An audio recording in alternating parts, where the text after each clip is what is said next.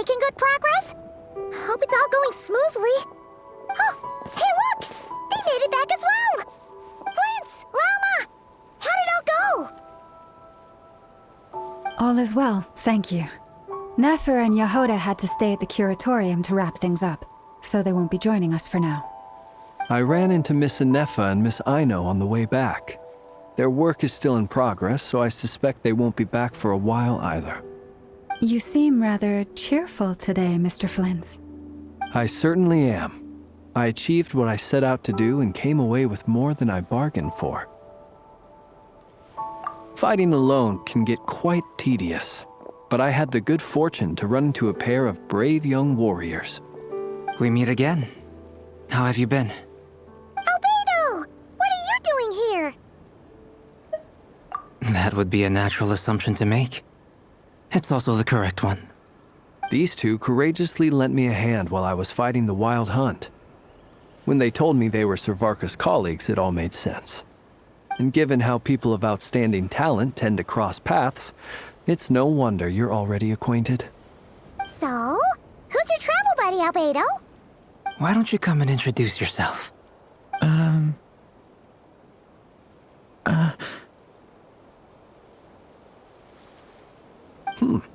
A gentleman of few words, I see, and a rather stern countenance.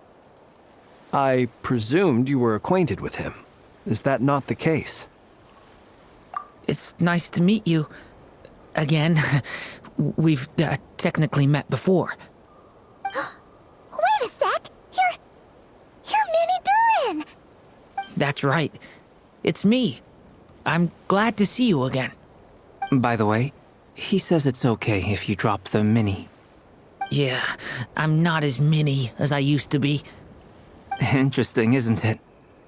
The first step towards blending into human society appears to be reflecting on whether one's name really reflects who they are. Wow! You look so different! In a good way, of course. It's great to see you looking so healthy. Thank you, Paimon. And although you're as mini as ever, I understand that diminutives don't always convey endearment. I'll be sure to simply call you Paimon as a sign of my great respect for you. Wow! You're such a smooth talker now. Paimon could get used to this. From now on, you may refer to her as your esteemed guide, Paimon.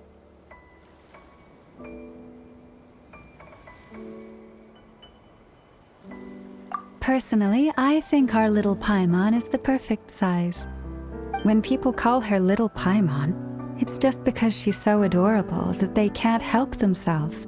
If that's not a sign of endearment, what is? You're absolutely right, Miss Lauma. My brother still has a long road ahead of him when it comes to understanding human relationships. Anyway, speaking of long journeys, didn't Columbina, leave with you? How come she isn't back yet? She's been catching up with old friends. Wouldn't be surprised if she stopped for a cup of tea or 10 on the way back. Uh-oh. People are talking about me. Hope it's nothing negative.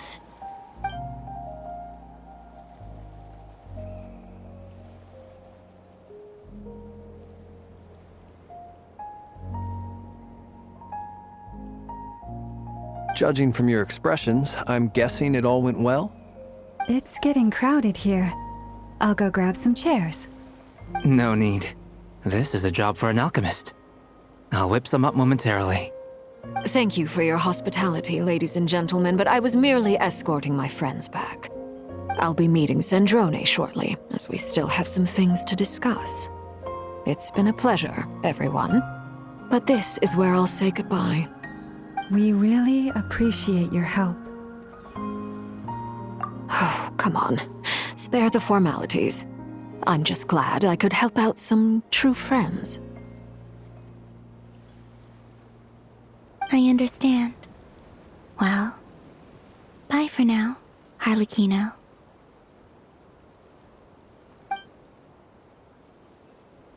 Oh, this place is hopping. It's probably a good thing one of us left. Otherwise, we might not fit all these people in.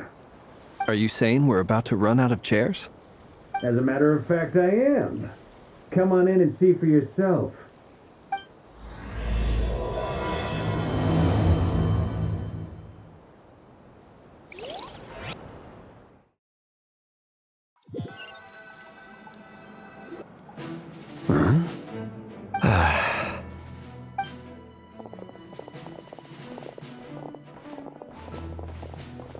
I overheard your little chit-chat outside, by the way. With Miss Columbina's colleague gone, we should be back to the original crew plus the other colleagues I brought in. Though, it looks like we have another new face. Someone else managed to rope in a colleague too? Frankly, you and Paimon are the only people I know here. This here is Deansliff, colleague of Tibet's greatest guide, Paimon, and greatest adventurer, the Traveler. Well, not exactly colleagues, more sort of friends. When someone else jumps in to do the announcing, you know you're speaking to someone important. Let's hear what he has to say. Note to self. Once Paimon knows your name, the rest of the world will soon follow.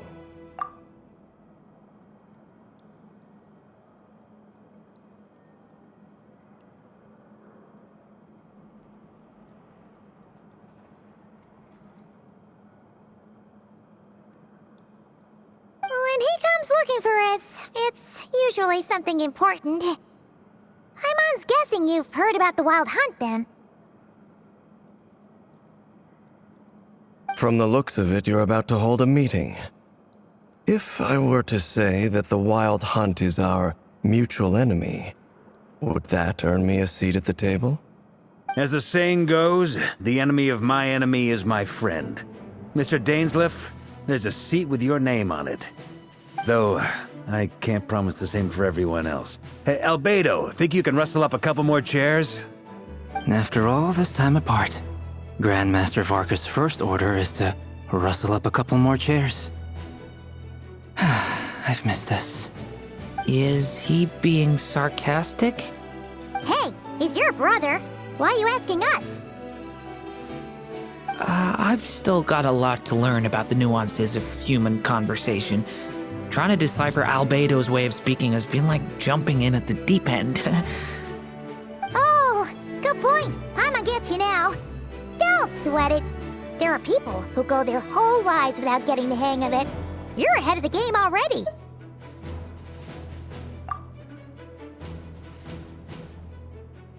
I wonder what's taking Nefer so long. Perhaps you should go and check in with her. If anyone can hurry her along, it's you. I just got back from the curatorium. Besides, aren't you curious to see what's taking her so long? Miss Nefer doesn't strike me as the type to share secrets. And since gathering intel is her specialty, I'm guessing she'd prefer to keep her methods confidential. Under such circumstances, would it not be tactless for me to impose? Oh, but it's fine for me to impose. What can I say? You have an unrivaled ability to garner people's affection, Miss Moonchanter. Besides, you have far more in common with her than I do.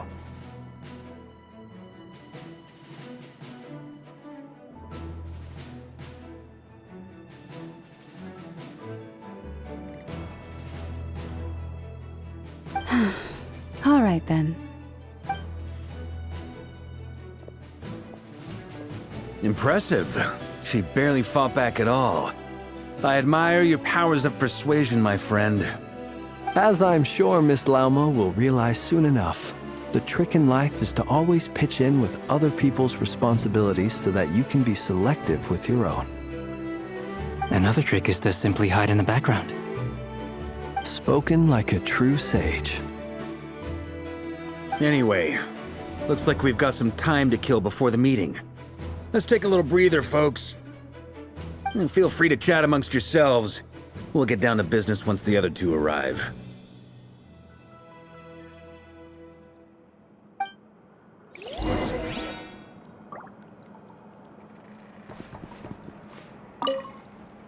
You're both awfully quiet. Why don't I start us off with an icebreaker? Much obliged. Have either of you ever had your portrait painted? If not, I'd be glad to help. That sounds like a lovely idea. You know how to paint, then? I dabble occasionally. He's an excellent painter. Tables, chairs, people, dragons, you name it. He'll paint it for you.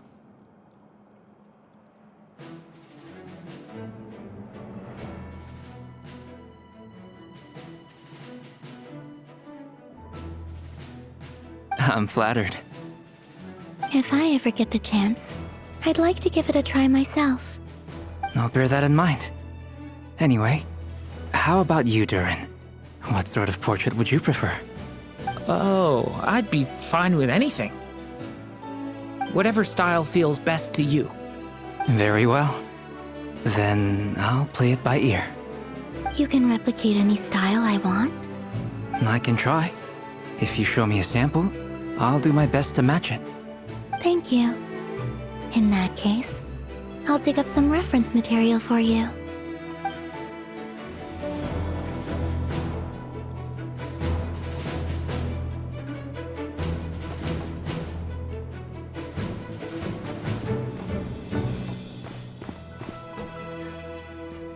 Is there something you'd like to say to me? Yeah! For starters, why'd you just show up here without even giving us a heads up? If you think back to our previous interactions, you may recall that that's hardly out of character for me. You do have a point there. Oh yeah! You'll need to find somewhere to stay the night too, right? Want to tag along with us? You never know. We might get a group discount. Sure, let's do that. Great! Paimon will handle it! And in return, we can get Dainslift to be our very own personal bodyguard. If that's what you had in mind, you should have said so sooner. I'd be happy to help. Oh, okay then. Paimon was only kidding, but good to know. Anyway, since we're all here together, we might as well watch each other's backs. That's just what friends do, right? Indeed. Thank you.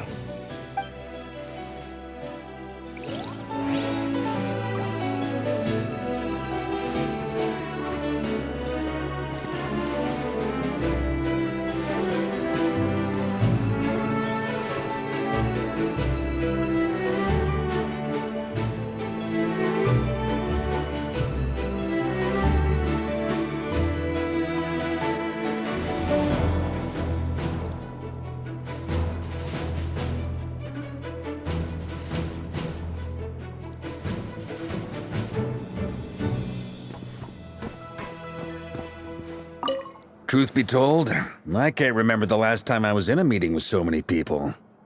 You're not alone there, my friend. The Lightkeepers also struggle to bring everyone together for a serious discussion. I don't doubt that. I've only ever met two Ratniki, one being you, and the other being that young guy, Itlua. Itlua is a good apple. I'll give him that.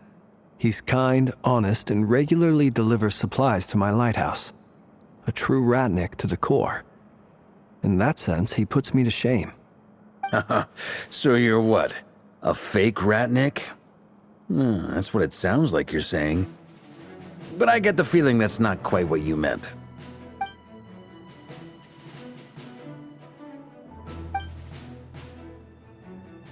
Come on, why the awkward silence? Sorry. I'm not even gonna bother trying to hide it.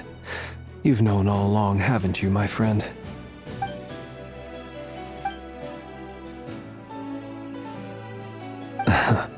Now, that was an awkward silence. Let's just keep this between ourselves. Probably best if Itlua doesn't know, huh? That goes without saying. Gotta be careful what you share with youngsters, after all. Anyone else in the know? Let me guess. The Traveler and Paimon? It's dangerous being too sharp for one's own good, you know. Then, in the name of the Animo Archon Barbados himself, I swear, your secret's safe with me.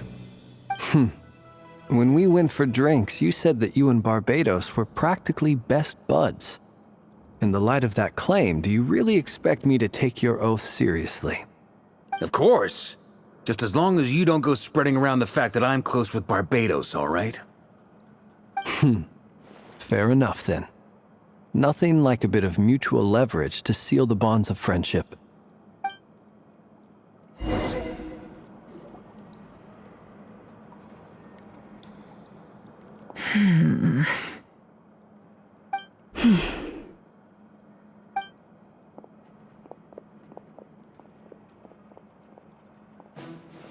Ah, Miss Nefer. You made it after all. But what about Yehoda? I'm here to give you an update on how things are going on our end. Once this is over, I'll be heading straight back to continue my work. I left Yehoda back at the curatorium to watch over things while I'm gone. Huh. So much for just this once.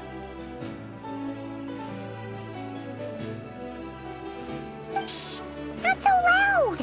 We're on a roll here. What if she remembers and suddenly decides to back out? Did you say something, Mr. Varka? Huh? I didn't say anything. Right, Flint's? Must have been a frog. They get so noisy around here at nighttime. It's like they're putting on a concert in the background. Anyway, before we begin, there's a few introductions to make. Let me start by saying that it's an honor to be speaking before so many distinguished colleagues and collaborators. First up, we have Miss Lauma. As Moon Chanter, she's the leader of the Frost Moon Scions, a local religious community in Nodcry. Then there's Miss Nefer, boss of the Curatorium of Secrets, an intel gatherer extraordinaire. Nefer is leading the investigation into Rerer's background, assisted by Yehoda and Lauma. From the little I've heard, they're making some great progress. Over here, we have Mr. Flint's, a ratnik and guardian of the abandoned lighthouse. In our last operation, he courageously distracted the Wild Hunt to buy time for the rest of us. For those of you who've never met, this is Mr. Albedo, a renowned alchemist and captain of the Knights of Favonius investigation team. By his side is a new face for us all, myself included, Mr. Durin, who has come to lend his aid. Next up, we have the Moon Maiden and former Fatui Harbinger, Miss Columbina. Then we have the Traveler, who's earned more titles than I could possibly hope to list out, so I'll spare you the rundown. And Paimon, the ultimate travel companion and quite possibly the best guide in all of Tevat. Whoa! That's a lot of people! Great turnout! Miss Nefer, it looks like you might have another job coming your way, so, congratulations on the booming business, I guess. You think I haven't got enough on my hands as it is? Who's looking for me now? That would be me, Miss Nefer. I have a commission for you. And you are? Who I am doesn't matter right now. What does matter is that I'd like you to gather more intelligence about the Recher of Solnari. Well, it's not as if we never take on anonymous commissions. But in your case, I'll have to decline. I'm gonna take a wild guess and say your job's probably more hassle than it's worth. Something about you seems like bad news. It's my eyes, isn't it? Conrian, I assume. And what's with the mask? Are you trying to hide your identity? In any case, the fact that you're even still alive raises an awful lot of questions for me. My name is Dainsleif. And yes, I am from Conria. As I'm sure you're aware, the Recher of Solnari's real name is Rerir. He was once an acquaintance of mine. Really? Then you must have been quite an influential figure yourself. You flatter me, but none of that matters anymore. My point was simply to clarify why I have asked Miss Nefer to investigate Rerir's background. So you're both from Conria, and it sounds like you used to be friends? What am I missing here? Surely you already know how he became one of the Five Sinners. I'll tell you everything I know. The history of Conria, the names and identities of the Five Sinners. I remember it all like it was yesterday. I have never spoken openly of this before. But the truth was exactly as people say. The 5 sinners were each driven by their own desires, and it was by playing upon these that the Abyss tempted them to their fall, tearing Conria apart in the process. The visionary, Vedifenir, who wished to foretell the future. The wise, Haroptatir, who sought limitless knowledge. Gold, Rheindotter, who desired to create life. The foul, Surtologi, who pursued supreme strength. And last, but not least, Raker of Solnari, Rerir, Ravager of the Moon. Of the 5, Rerir is the only one who remains a mystery to me. He never harbored grand ambitions, so what changed in the space of a single night? How did he come to fall like the others? In other words, you're saying that his change came as a shock to you, and you have no idea what actually happened? That's right. You mentioned how the Abyss tempted them, which led to their fall. But what did that look like in practice? And what other context can you give me about the events of that time? The more detail you can give me, the better. Strangely, now that it comes to it, I hardly know where to begin. The fateful night took place during the era of the Eclipse Dynasty. One day, my elder brother, the visionary, Vedifenir, was summoned to the palace by the Vinster King, only for the king to gouge out his eyes and cast him into the dungeons. When I came to hear of this, my fury knew no bounds. I gathered together every ally I thought I had, and together, we set a night to storm the palace and free Ved. Centuries on, the memories of that night still haunt me like a never-ending nightmare. We broke through the palace gates, just like we had planned, each striking towards our separate targets.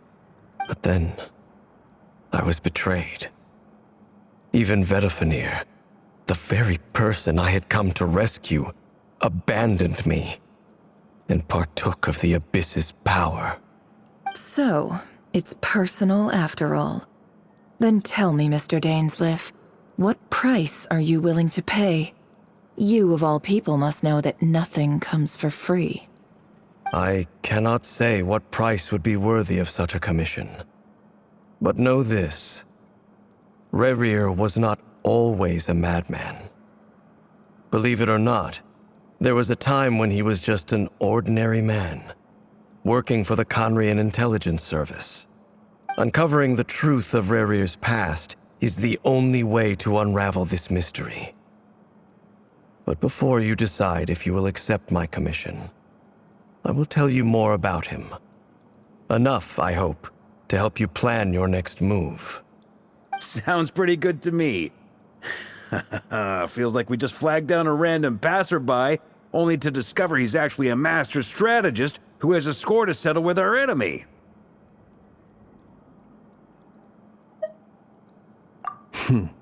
Can I borrow your halo? It could be useful in the lighthouse. Hey, enough with the wisecracks! Besides, isn't that lamp of yours bright enough already? Relax. It was meant to be a compliment. If that was a little over the top for your liking, I'll make sure to tone it down next time. I'll give your proposal some serious thought, Mr. Dainsleif. Let's speak in private once the meeting is over. Before that, there's a few things I'd like to share.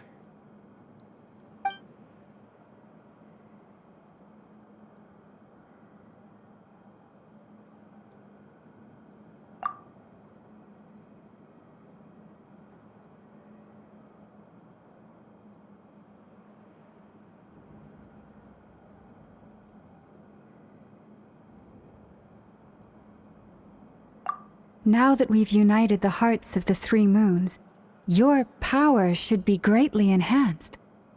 But it seems like that hasn't happened yet? I believe it will take a little longer. You've done so much for me, so I want to be completely honest with you all. Even though I'm doing a lot better now, the truth is, my recovery will likely be an ongoing process. From the moment I was born, my power has been slowly ebbing away. And that is because Tevat has never accepted me. Even with the moons united as one, it seems my rejection cannot be undone. So far, I have yet to find a solution. It may turn out to be a problem that will plague me until the day I finally leave this place behind.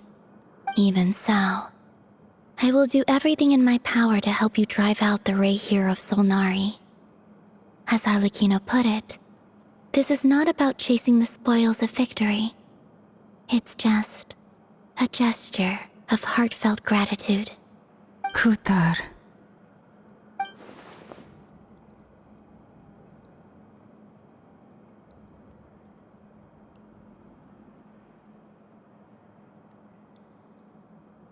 Defeating the Rayhir of Solnari will be no easy task.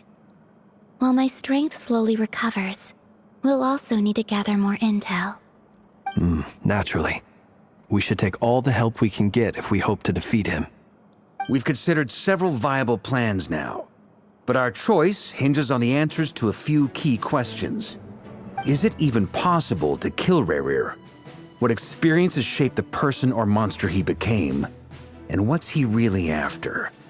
Given Albedo's expertise in alchemy, I think we should leave him to try and answer the first of these questions. Understood.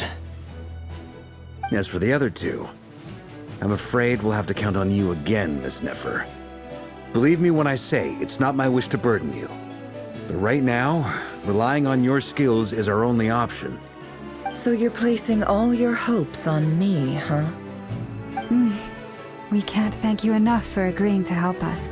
Honestly, I can hardly believe how lucky we are. You sure have a talent for changing your tune, Miss Moonchanter.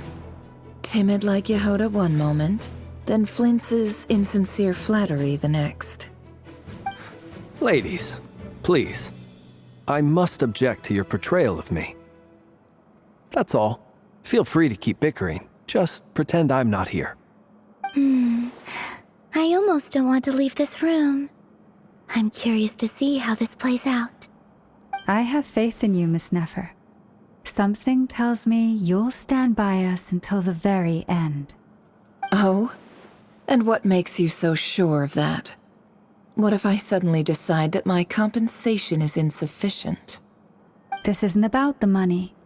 I can sense that you've got a deep-seated distaste for Rayhir. And knowing you, that alone is motive enough. Look at them getting along so well. Like two peas in a pod.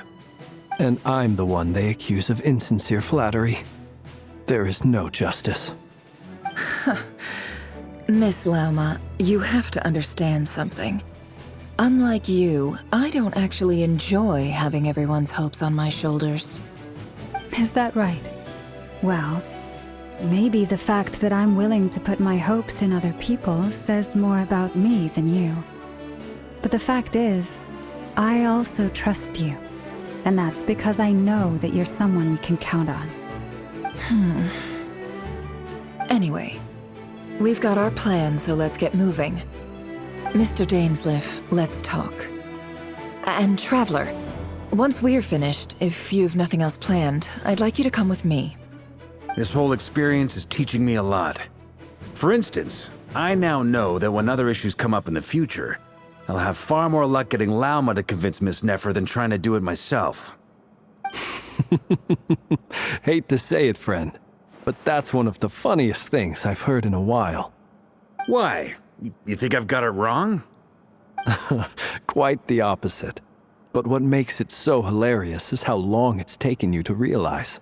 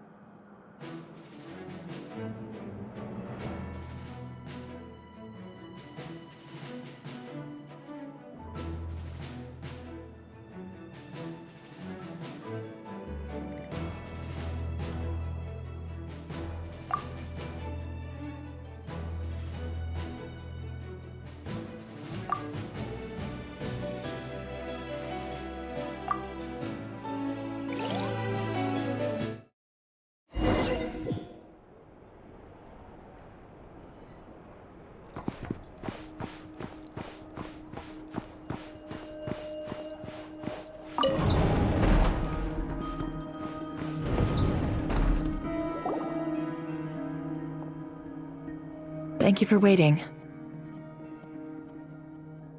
It's okay.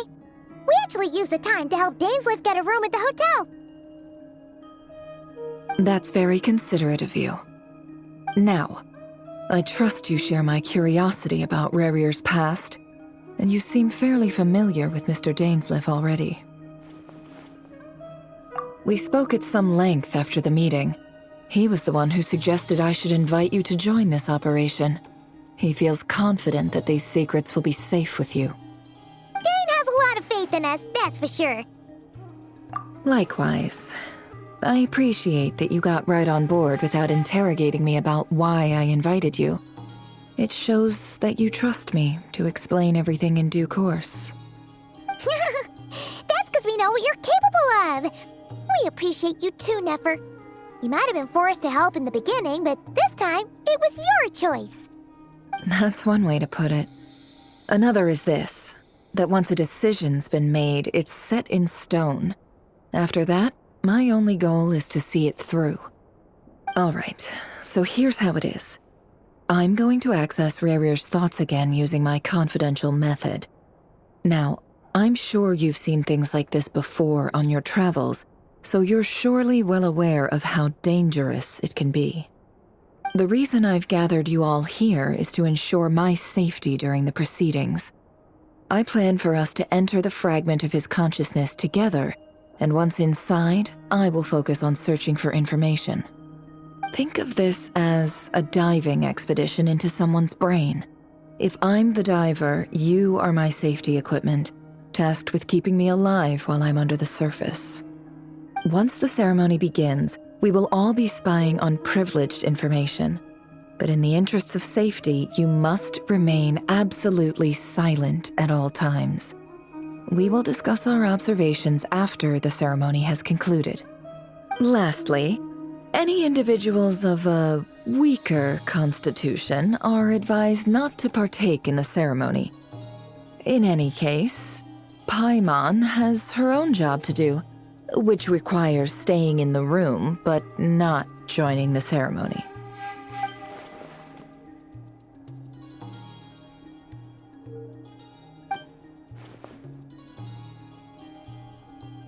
Well, good luck, everyone.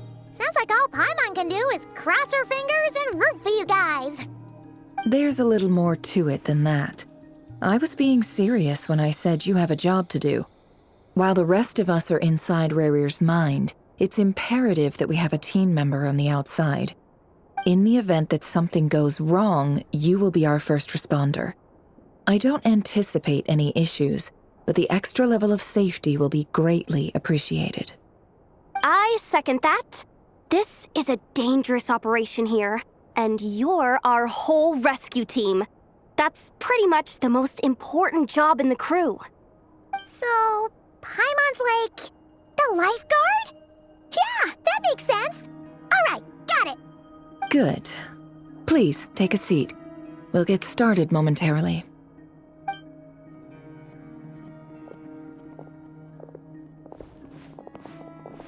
So, did Mr. Dainsleif tell you anything else? He told me that he believes Rarier kept some big secrets in his life. He's not sure that they were the cause of his eventual downfall, but he's asked me to uncover what those secrets were all the same. But surely you're not planning to go through with this, no matter the cost. If you think that, you'd be overestimating me. I'm a businesswoman, not a mercenary. But I do have my own professional reasons for taking this job. You think I'd turn down the opportunity to get a first-hand glimpse into Conrian history? No chance. Well, as long as you don't let morbid curiosity get in the way of safety concerns, we're good. We'll do whatever we can to help you. You're such a killjoy.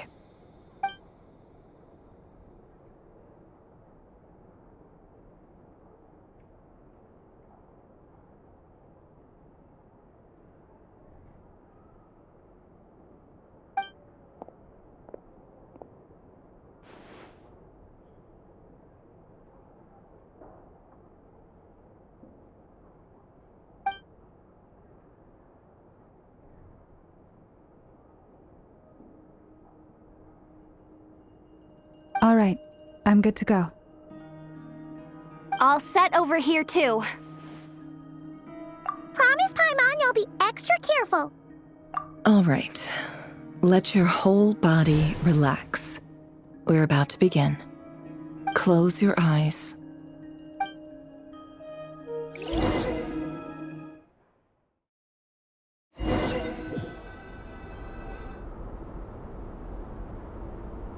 Phew. Could this be his office? Pretty standard setup. Bookshelves, paperwork, files. According to Dainsliff, Rarier used to be an intelligence operative. Chances are there's plenty of top-secret intel stashed away in this room.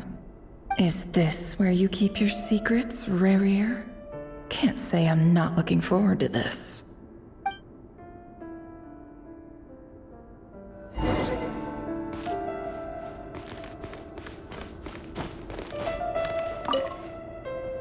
Bookshelves full of documents. Looks like these are all files, packed with the personal details of individual Conrians. The Crimson Moon dynasty preceded the eclipse. Since Rarier worked as a secret agent during the latter, it stands to reason that he was tasked with purging remnants of the old dynasty.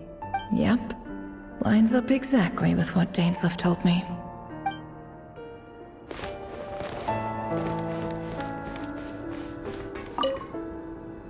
A file tucked inside a folder.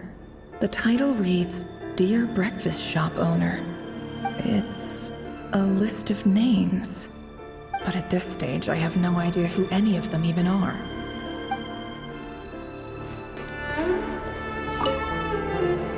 Wonder what kind of encryption technique this is.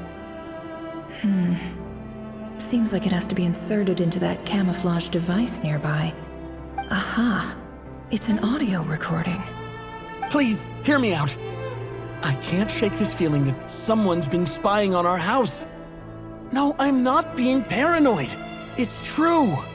I saw someone dressed in all black. It was a couple of days back, but that was on another street, not near my house. I swear, I know what I saw. There's a note in the margin. Surveillance of the Runforther residence has concluded. We apprehended the target and filed the mission report last night. Could the voice in the recording belong to one of Rarier's targets?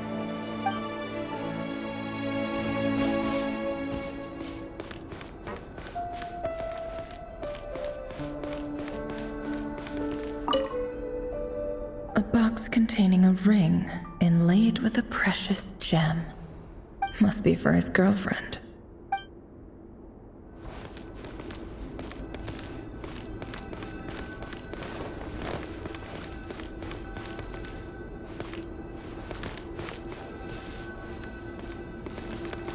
He looks even gloomier than last time. I wonder what's changed.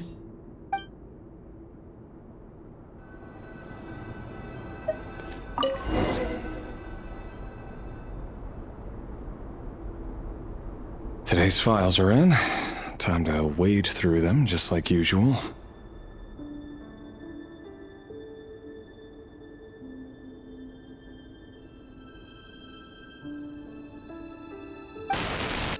Male, 51. Occupation, cook. Confirmed Crimson Moon descendant. Has maintained frequent contact with other descendants over the past year. Poses a threat to the dynasty.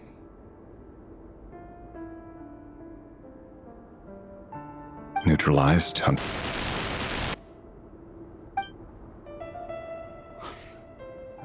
This one should be archived under purged targets.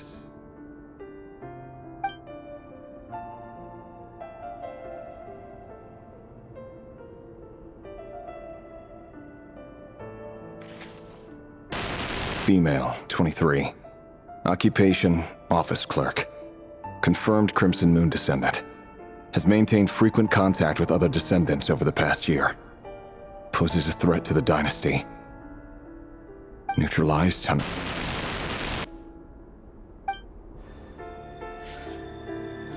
Another one for purged targets.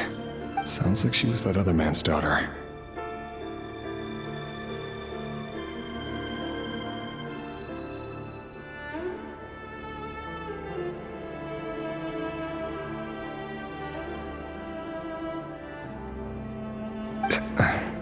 Never mind. What's it got to do with me?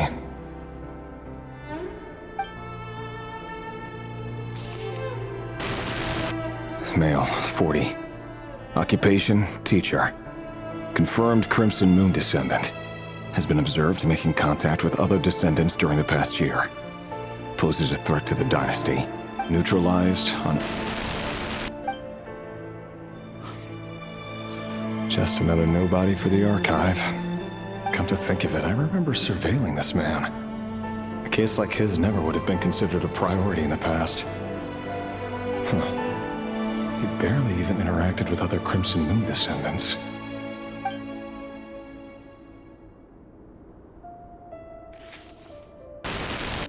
Female, 16. Occupation, none. Orphan and confirmed Crimson Moon descendant. Has been observed making contact with other descendants during the past year. Poses a threat to the dynasty. Neutralized... Filed. I have no recollection of this girl. None whatsoever. She doesn't seem to be anyone important, but then again, how many of them really are?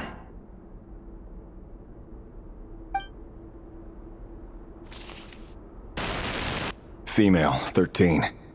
Occupation, none. Orphan and confirmed Crimson Moon descendant. Has been observed making contact with other descendants during the past year.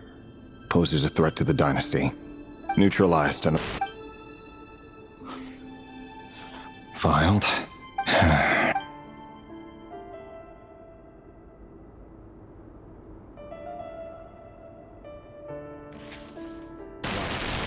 Male, 11. Occupation, none. Orphan and confirmed Crimson Moon descendant. Has not been observed making any contact with other descendants during the past year. Poses a threat to the dynasty.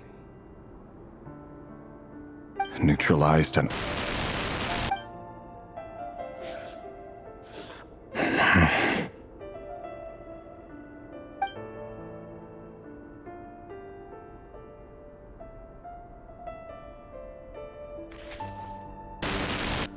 Male. 6. Occupation, none. Orphan and confirmed Crimson Moon descendant. Poses a threat to the dynasty.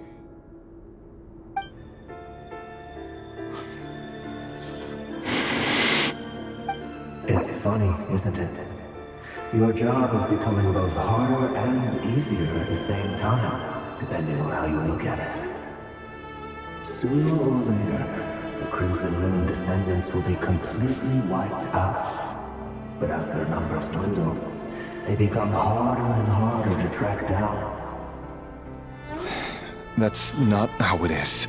Fortunately, however, most of the able-bodied adults have already been taken care of. The remaining weaklings will be increasingly easy to deal with. No! No. My job is to ensure the survival of the Eclipse Dynasty. And the only way to do that is by eliminating any and all potential threats. It's a perfectly legitimate line of work. Every single one of my colleagues can attest to my fairness. And if my friends were aware of the facts, I know they'd back me up too. Assuming, of course, that they were aware of all the facts. He looks even gloomier than last time.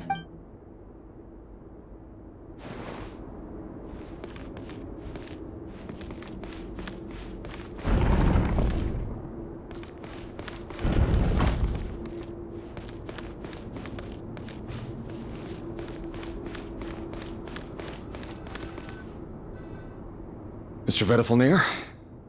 It's been quite some time since we last met. Revir, I trust you're here because you have something important to discuss. Forgive me. I wasn't tuning out, it's just, I noticed you didn't even phrase that as a question. As if you knew I was coming. Tell me, does someone in your position ever feel the need to ask questions at all? It is indeed within my power to foresee certain things. Things like your arrival. I was just thinking. It won't be long before I'll be inviting both you and Dane to my wedding. That isn't a lie, but nor is it a fact as such. It's a wish, isn't it? No fooling a prophet, is there? Ever since that day we met for drinks, I knew it was only a matter of time before you came looking for me. Does it feel good? Knowing how the future will unfold. I'm afraid the notions of good and bad fail to capture the complexity of what such a power entails. Once you've seen what will come to pass, it can be all too easy to succumb to fear and melancholy. Unless, of course, you learn to abandon these feelings.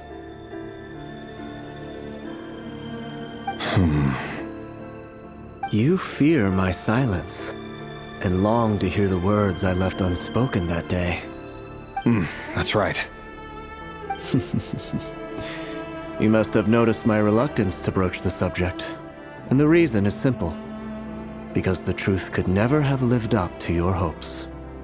For both our sakes, such words are better left unsaid. The burden of prophecy was never meant for your shoulders. So who exactly do you deem worthy to hear your prophecies? None but our exalted king? Or rather, our king as he once was. You're closer to his majesty than I am. You must know better than anyone how much he's changed. You say that as though it is to my benefit. Yet precisely because of that, I dare not speak rashly. A king can turn out to be the most virtuous of rulers, or a tyrant more terrible than the most vicious of dragons. You are so wise and far-sighted, yet still you would have me live in fear of the unknown? You make a fair point. Especially given my silence alone was all it took to send you spiraling downwards. Very well then. Let me offer you some advice. And I say this not as a prophet or a visionary, but simply as the brother of your friend. For many reasons, there is very little chance of your marriage ending in happiness. If happiness is what you seek, you should find another fiancé.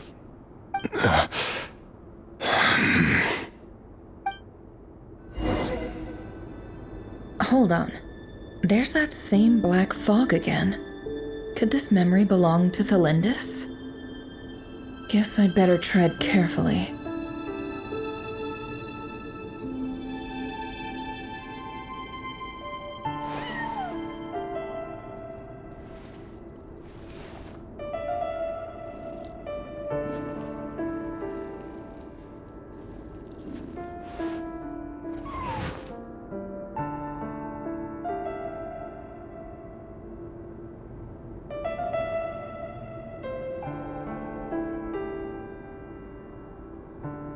Emotions are like a raging torrent that surges through the mind. More often than not, if you try to hold them back, you'll be swept away by their unstoppable force. And if you try to ignore them— Wait! Hear me out. This time we finally got a clear look at his face, and learned his true identity.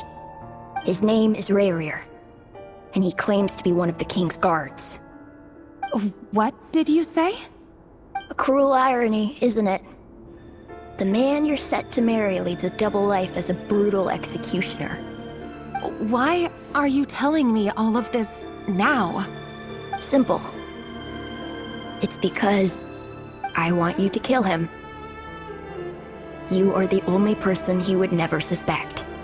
No, absolutely not. I would never dream of doing such a despicable thing. So you'll just stand by and watch him slaughter us to the last? Do not forget that the blood of the Crimson Moon flows in your veins too. The blood of the Crimson Moon? What does that matter now? The dynasty has long been dead and gone. You think that alone is reason enough for me to throw away everything I have? Why wouldn't it be? You two were once a child of the Crimson Moon, just like me.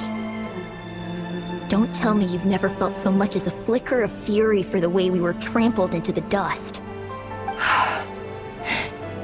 as long as you promise to abandon this pipe dream of restoring your dynasty, I can try to persuade him. Or have him persuade the Vinster King. Persuade the Vinster King?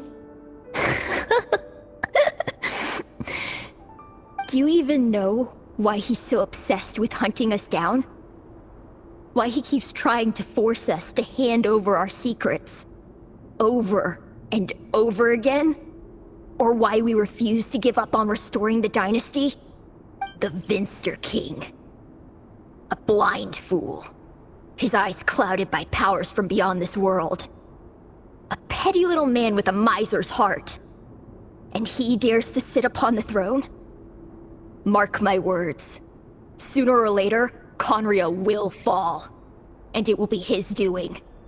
If you can't bring yourself to do it, so be it. Just you watch. It won't be long before calamity descends upon us all. The Rehir of Solnari. That really is quite a secret you've been keeping from me, Rerir. But who am I to talk? Am I really any better? I've kept my own past a secret this whole time too. Love should be built on honesty. But ours was born from lies. And yet, is it really so wrong to hide things that would only make life harder? If we don't cover up the parts that no one else should see, how can we go on pretending to be normal? Vedifulnir must have known all this. And that's why he made his prophecy. In the end, nothing stays hidden forever.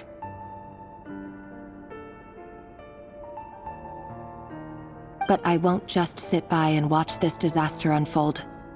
I'll do everything in my power to protect what I cannot afford to lose, no matter who I have to face.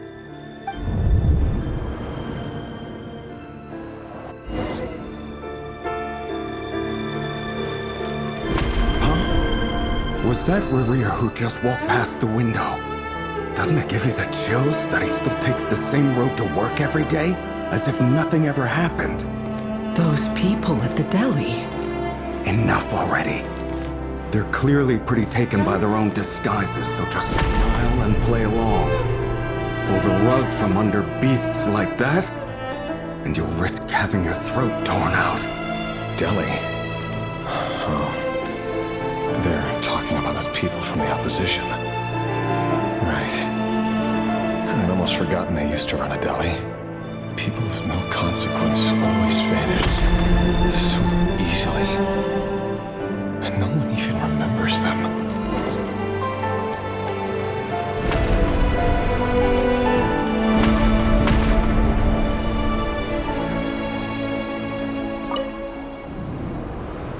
But surely you can see he's not the man he pretends to be.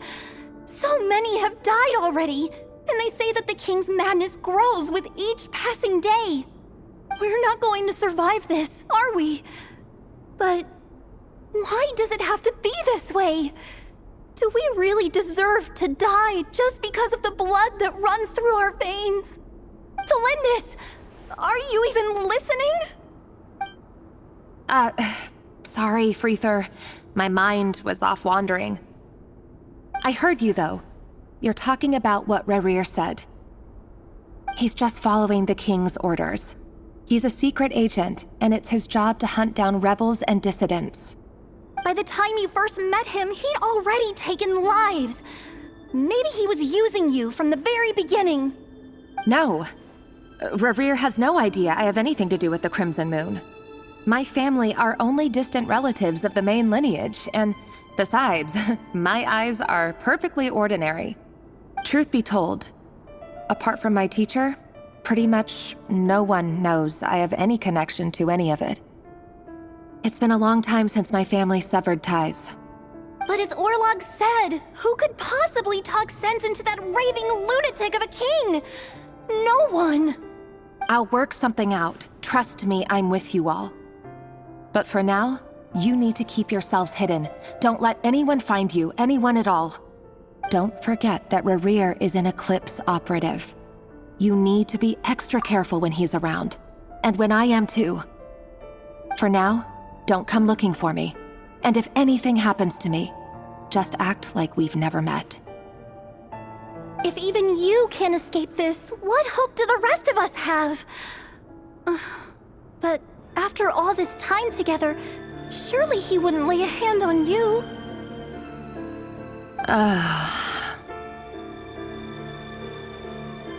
I won't speak in his defense, nor can I give you a clear answer to that question. But I'll do everything I can to put an end to this. Here, hold on to this. If an opportunity to escape presents itself, take it. You'll be glad you took some spare change. You call that change? But what about you? I've got a job, and there's still money coming in. But you can't go anywhere right now. Please think about yourself for once.